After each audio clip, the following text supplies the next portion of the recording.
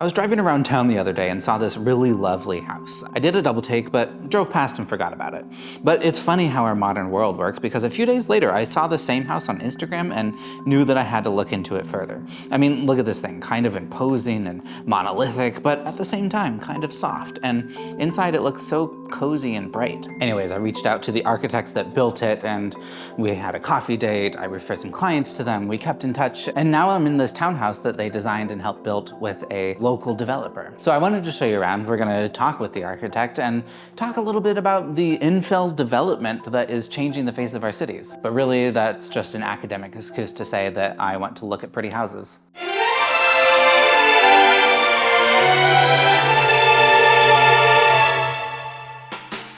Okay, I said townhouses, but these aren't technically townhouses. This is actually 2 city lots, and you're allowed to build a main house, an accessory dwelling unit, or an ADU, and a detached ADU, or a DADU. And that's what's happened here.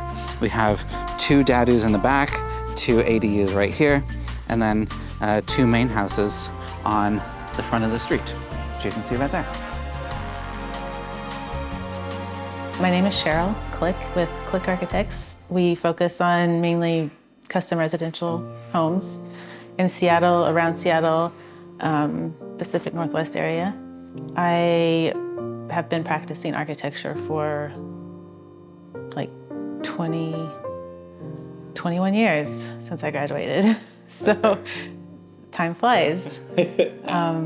My background as far as like getting into architecture isn't like some profound story. I actually like really wanted to be a veterinarian when I was younger. I love animals, but you know, science classes weren't really in the cards for me. But the other thing, at a young age, I was really into drawing, space planning, as far as like furniture layout, drawing floor plans. I was really into that even as a young kid. This particular project, we started the feasibility study / designing in 2020. 6 homes, has taken about 3 years from start to construction completion. That's great.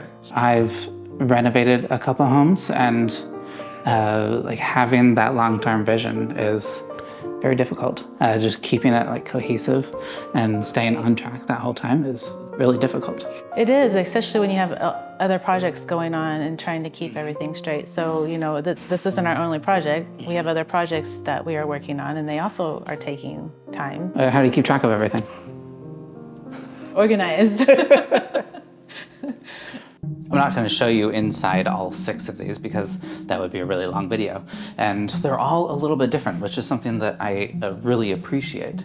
This is a cool little closet. Actually, you know, I'm going to show you the bedroom because this is a feature that I really like throughout all of these, and something that I hope gets implemented a lot more in the future is built-ins. There's, I don't think that I've seen a single like traditional closet.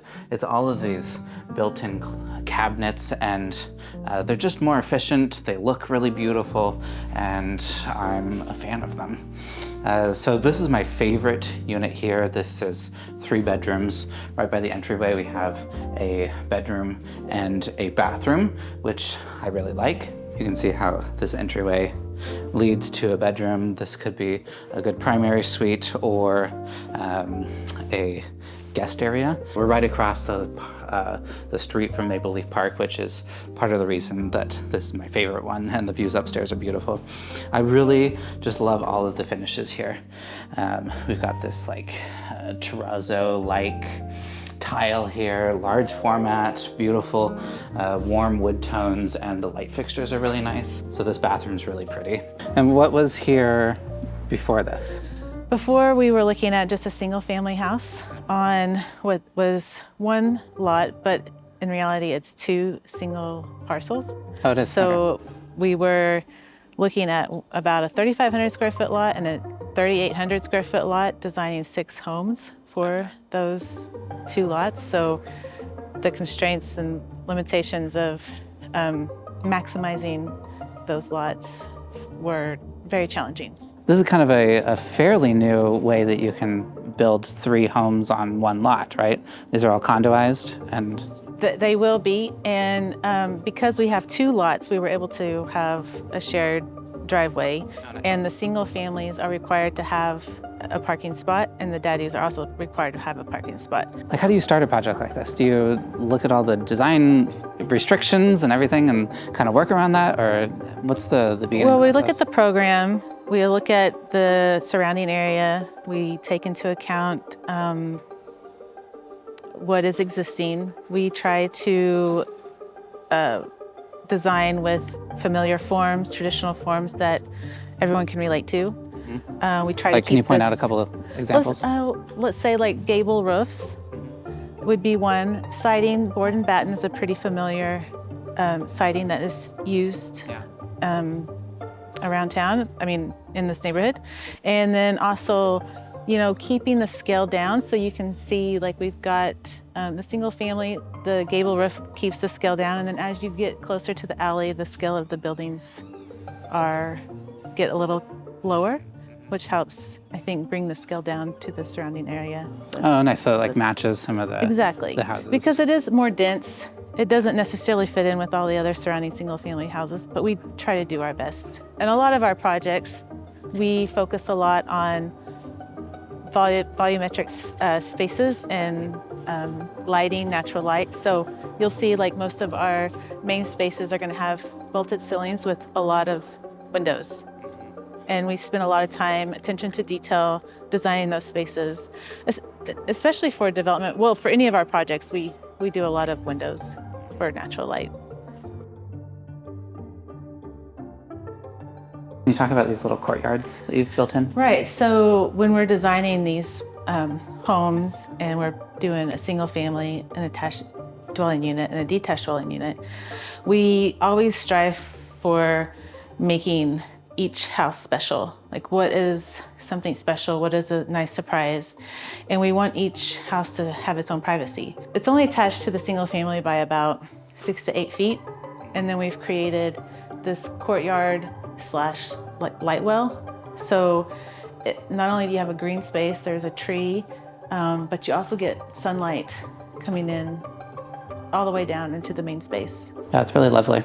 You can kind of see how the floors are this really light, almost bleached wood, and it's really nice. It's, we're really getting away from the HGTV look these days. Okay, so here's a closet, but it is just a mechanical space, and then we have this nice built-in wardrobe, I guess. I really like those. So 1 bedroom, another bedroom right here. These are both on a lower level, but you're still getting lots of natural light through these windows. And then a bathroom right here. Heading upstairs, this is where it really turns into kind of a magical space, and I absolutely love it. We've got vaulted ceilings with the plywood cladding there, and then just this beautiful, soft green color cabinets. I'm just liking all of the flesh finishes with the cabinets and all of the surfaces. And look at that fireplace, it's really cool. So you can see how we're across the street from the park. And this location is just, you really enjoy about the job. I love working with homeowners and helping them see their dream come true. Mm-hmm. And one thing that I really enjoy, and this happens whether it's remodel or new homes, but a lot of times they'll have a vision in their, what they're wanting, and we're able to provide them ideas that they had not envisioned. And that is always a great experience. I never thought that we could do this. Mm-hmm. And I enjoy that part of my job. Mm-hmm. And what is it, so somebody that wanted to hire you, what is it like working with an architect? What is that experience? Well, one thing to keep in mind, especially if you are wanting to start a project and you have a timeline and you have a piece of property or land, It's a good idea to start talking to an architect 3 years before you're ready to move in, especially for new construction. Yeah. 2 at minimum. It takes a long time to design. It takes a long time to get through permitting. And then construction, typically it's probably a year, year and a half. So if you're looking at that kind of timeline, I would start when you think it's too early, go ahead and reach out to an architect. It's a good idea. Yeah. Do you find that most people have like an idea or of what they want to do, or do they have Some a do. problem that Some do. they want you to solve? And some that just doesn't come naturally for them. Everyone brings a little bit of something different to the table when they meet with us.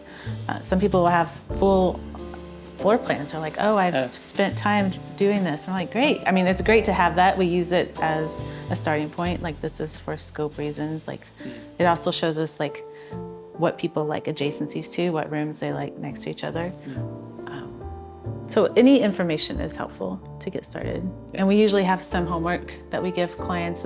We call it homework. They're exercises. Yeah, that's great. You know, sketches. We really want to hear what is important to our clients, not just the spaces, the rooms that they want, but like how they live in those spaces. We want to hear about that and who they are as an individual. Do you like to be more private? Do you want to be more social? Do you want a house for entertaining? All of those things are really important. It's not just, oh, I need 2 bedrooms and I need a bathroom and I need a kitchen. Well, everybody needs those things. Yeah. So. That's a house. Yeah.